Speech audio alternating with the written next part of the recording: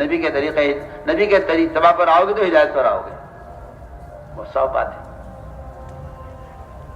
اس لیے ہم آپ سے وہ تاکید سے عرض کرتے ہیں، اصل منکر کو بدلنے کا مطلب یہ نہیں ہے کہ آپ اس منکر کو کسی قانون سے ختم کر دیں، نہیں۔ میں کہتا ہوں اس زمانے میں مسلمانوں کو منکرات اتنے محروف ہو گئے ہیں کہ کوئی قانون بھی اس میں کام نہیں کر سکتا۔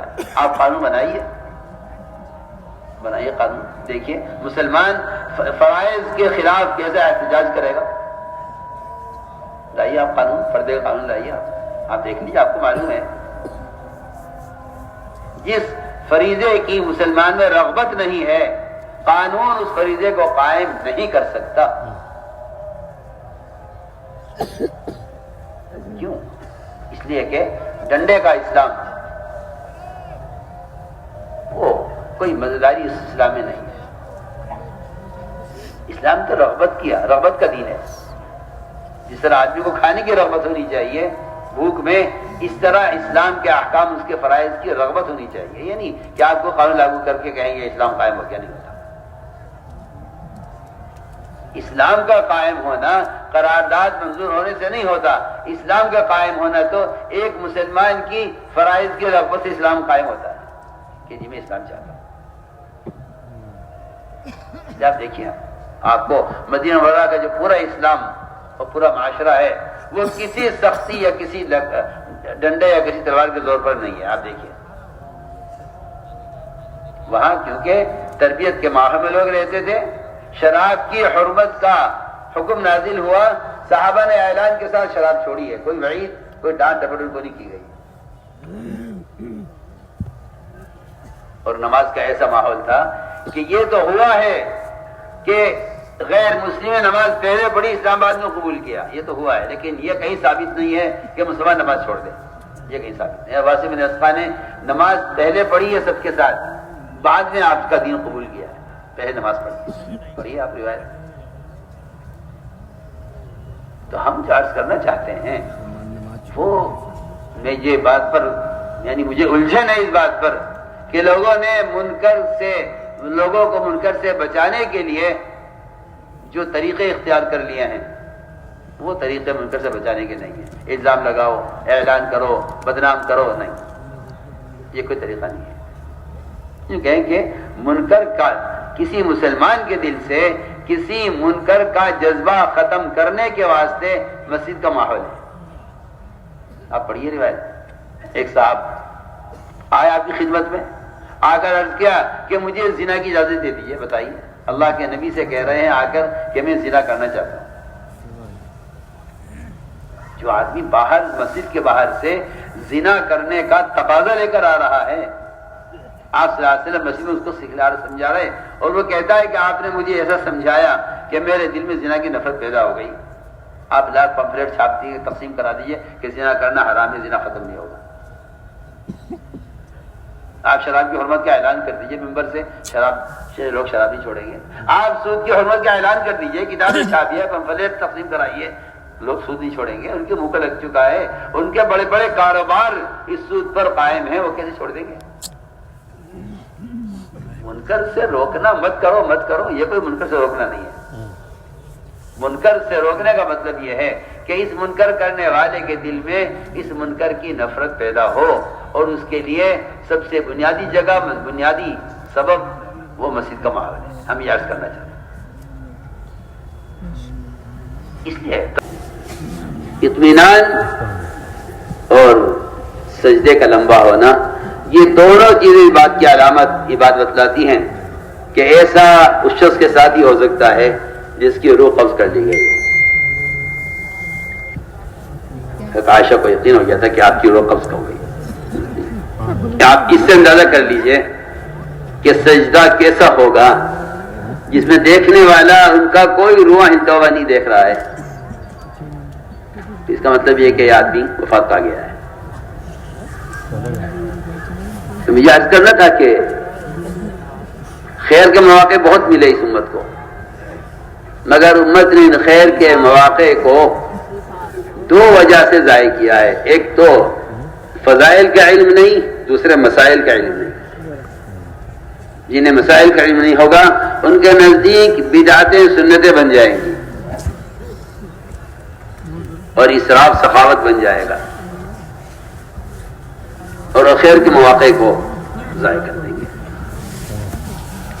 وہ یہ سمجھیں گے کہ ہمیں غیروں کے مقابلے میں یہ تہوار دیے گئے ہیں، حالانکہ مسلمان اور غیر مسلم کے تہوار میں فرق یہ ہے کہ ان کے تہواروں میں غفلت اور اسراف ملے گا، اور مسلمان کے عبادت کے مواقع میں جو ان کو دیے گئے ہیں غیروں کے تہوار کے بدلے میں، اس میں ان کو انفاق اور عبادت ملے گی.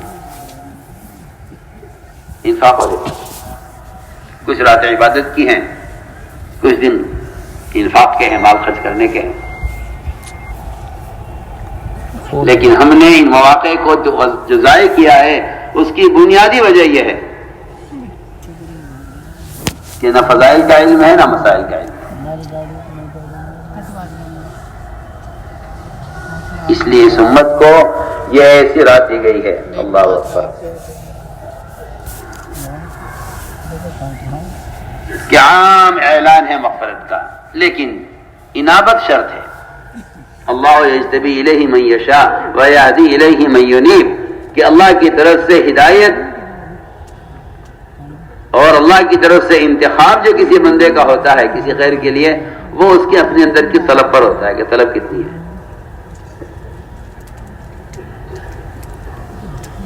ایک روایت میں تو یہاں تک آیا ہے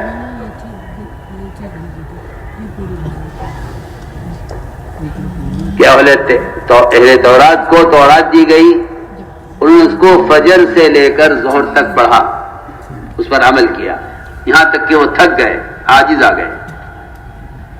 اللہ نے ان کو ایک قرات اجر دیا.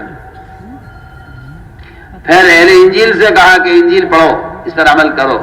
ان کو مدت دی گئی ظہر سے عصر کے درمیان کے وقت کی، اس کو پڑھا، اس پر عمل کیا، یہاں تک کہ تھک گئے، عاجز آ گئے. جتنا عمل کر سکتے تھے آخری درجے کا انہوں نے عمل کر کے دکھلا دیا. اللہ نے ان کو ایک قرات اجر دیا. امت محمدیہ سے کہا گیا کہ تم قرآن پڑھو عصر سے مغرب کے درمیان کی اس مختصر سے وقت میں اور اس پر عمل کرو. امت محمدیہ نے اس کو پڑھا، اس پر عمل کیا. اللہ نے تھوڑے وقت میں امت محمدیہ کو اہل کتاب سے ڈبل اجر دیا. روایت میں کہ ان کے لیے 2 قرات اجر. اہل کتاب نے کہا اے اللہ تو نے کیا کیا؟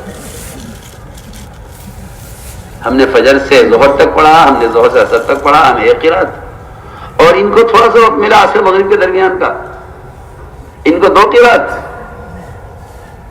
اللہ نے فرمایا میں کسی پر ظلم نہیں کرتا، یہ تو میرا فضل ہے، میں جس کو چاہوں جتنا چاہوں دوں. تو حضور اکرم صلی اللہ علیہ وسلم کی اس فکر پر کہ میری امت پچھلی امتوں سے اعمال میں پیچھے رہ جائے گی، عمر کم ہے، قوت کم ہے، اللہ نے فرمایا کہ میں ان کو خیر کے مواقع زیادہ دے دوں گا. تو میرے محترم دوستو عزیزوں، خیر کے مواقع اس امت کو بہت ملے ہیں، لیکن سب سے بنیادی شرط یہ ہے اس امت کے خیر امت ہونے کی، ساری عبادات، سارے روزے، سارے شبرات، سارے شعبان، سب کچھ اپنی جگہ، لیکن اس امت کے خیر امت ہونے کے لیے دعوت اللہ ایک ایسی شرط ہے. میری بات پہ کیا توجہ سننا. دعوت اللہ ایک ایسی شرط ہے خیر امت میں شامل ہونے کے لیے کہ اگر کوئی نبی کی صحبت میں رہ کر بھی سارے اعمال خیر کر ڈالے اور اعلیٰ درجے کے کر لے لیکن دعوت نہ دے تو وہ نبی کی صحبت میں رہتے ہوئے بھی خیر امت نہیں ہو سکتا.